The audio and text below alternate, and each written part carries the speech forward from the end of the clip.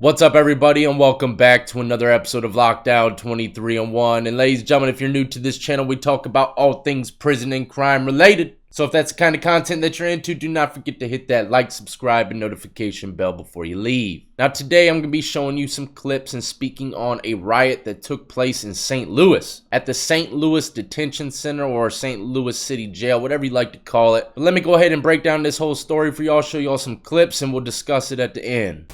The riot at St. Louis City Justice Center ended shortly before 10 a.m., but only after the prisoners had spent hours throwing a stationary bike, chairs, mattresses, and other things to the street below. Some of these items they caught on fire and were burning until they hit the ground. Dozens of people gathered to watch the riot in efforts to contain it. Flames could also be seen just inside the windows. Even though our automated PA system would indicate that the cells are locked, they are in fact not locked, and so other detainees were able to get out of their cells and into the unit. Corrections officers used tear gas to regain control and had 115 inmates involved in the riot back in custody. The inmates claimed that they are fed up with the conditions during the pandemic, as well as a series of restrictions that limited visitations and stalled court proceedings. Dozens of inmates had already been transferred from the city to the Justice Center after 2 disturbances in late December and early January, making this the 3rd such disturbance in a very short time.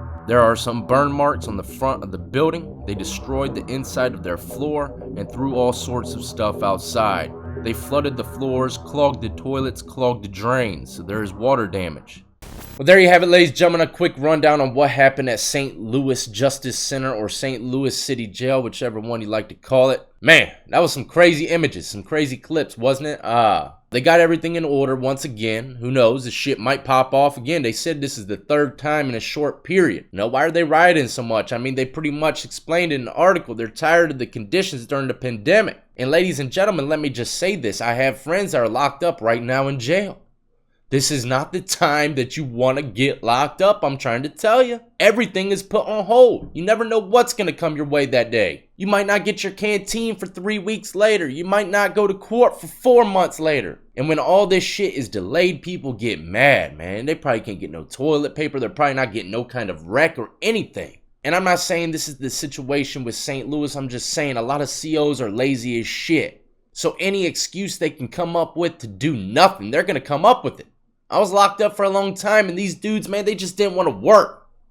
Half the time, they wouldn't let us outside because they didn't want to work. So just imagine how it is in there right now with the pandemic. Shit's backed up left and right. People are getting cranky. They want to go home. They want to go to prison. Believe it or not, people in jail, they really look forward to going to prison because they get to go outside and all that good stuff. But it's delayed. All of this stuff is delayed. And when you got stuff that you want to get done and it's delayed, people are going to start snapping, man. I don't know what they're doing in that facility, but something.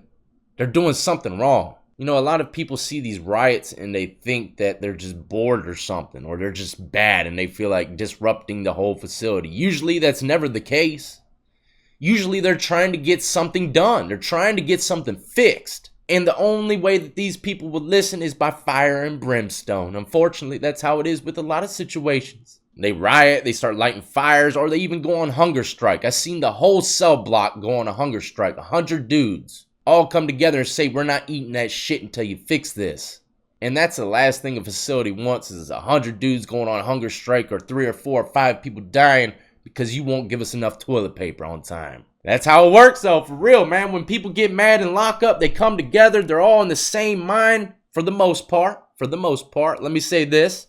I wouldn't have been by that damn window. I might have popped my head in there like, hey. I wouldn't have been sent by that window at all with my hand waving, whatever the case is. I wouldn't have been nowhere near it. And I can almost guarantee, and I hate to say this, man, but at least a couple of those guys in front of that window, they're going to be identified. And they're going to smoke their damn boots, man. Someone's going to pay the price for this, I can guarantee it. And then within like the next 2 weeks, these guys are going to rethink everything. Because they're probably going to have these dudes on lockdown for next month or 2. And it's going to be even worse probably for them than it was before, unfortunately. But as a lot of you know, one of my closest friends is locked up right now, man. He tells me all the shit that's going on. It's crazy in there, ladies and gentlemen. You do not want to get locked up right now. If you are someone that commits crimes, I think it's best for you to put that shit on the back burner for a little bit, man, you know, because you don't want to go there right now, and sooner or later, and like I've always said, you will get caught. But I'm not gonna lie, I've been in a couple situations. One was in Greensville where people were rioting, I guess you could say. We were on lockdown. I think it was for like a month because this facility's so big, and they were doing annual shakedowns. Okay, annual shakedowns is where once or twice a year they come in with the metal detectors and all this stuff, and they shake down every cell, the whole facility, kitchen, everything. They shake it down. It's called annual shakedown. You know, comes once or twice a year, sometimes just once. You know, I've been to facilities where they didn't have no annual shakedown, but this one was such a big facility, and they never let you out until it's completely done. It might have changed by now, but we were in the cell for about a month, man. You know, canteen was pretty much gone. We were drinking ramen juice, ramen season, and all that stuff. And people were getting mad. They're ready to get the hell out of lockdown. So what they do, they started burning shit, throwing rolls of toilet paper on fire out in the block. And the reason why I'm telling you this is because it's very easy to get caught up in a riot because everyone around you is doing something. But you got to remember, the cameras are all still there. And you got a big ass number above your cell that obviously tells them where it's coming from, you know? So it's very easy to get caught up in the mix and have a good time, light some shit on fire and throw it, because I did too. I remember I didn't light nothing on fire on this occasion at Greensville, but I was getting these toilet paper massive, because we had only thing we had in our cell for real, we hoarded toilet paper. So it came in handy during this month in lockdown, right? And we just started making these huge water wads of toilet paper, right? And they had this metal table, you know, regular prison metal table on the bottom of the tier, and everyone's throwing like little fire bombs and stuff like that would go out pretty much after about a minute or two of burning. But we were throwing the toilet paper wads, right? So we would throw it from our cell, and it would go about, I'd say 15, 20 yards over the tier, and it would hit. We were aiming for that table, so every time it hit the table, it would go bing. And there'd be and when they came and you know, did everything that they did, this table was just, and everything around it was just littered with huge, massive wet paper towel wads, or toilet paper wads, and but I got caught up in the mix, and I was throwing shit out the window, you know, so I was paranoid, of course, even throwing just some toilet paper balls out, because I was about to go home. I didn't want to get charged with nothing crazy, but after the fact, and they came in, and all those